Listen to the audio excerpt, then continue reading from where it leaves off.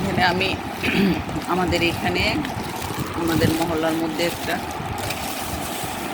Bakery আছে, সেটার মধ্যে অনেক রকমের বিস্কিট চানাচুর পাওয়া যায়। সেখান থেকে আমি চানাচুরের এতদিন প্যাকেটজাত চানাচুর আনতাম, এখন এই বেকারিটা সুইট হোম, এই বেকারিটার থেকে চানাচুরগুলো আনি। চানাচুরগুলো বেশ মচমচে এবং আমার ছেলে মেয়ে খুব পছন্দ করে খায়।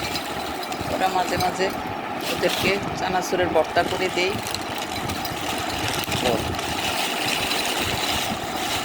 প্যাকেটের চানাচুর থেকে এই চানাচুরটা অনেক ভালো। আমি আধা কেজি নিয়ে আসলাম। আমার একটা ছোট্ট ভাই আছে, ও সারাদিনই টুকটুক করে খেতেই থাকে। যে এখন একটু ভর্তা করে দিব।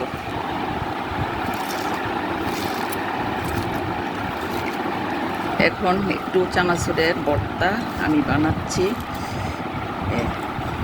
দাও দাও,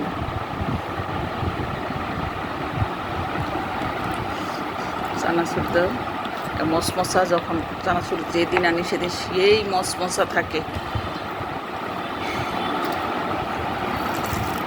দাও, বাস। যে এখন খুব মজা করে এটার মধ্যে বাদাম আছে,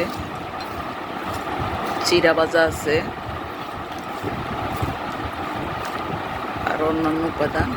কে চানাচুরের ভর্তা খেতে পারেন চান, চলে আসেন। এই যে নমা,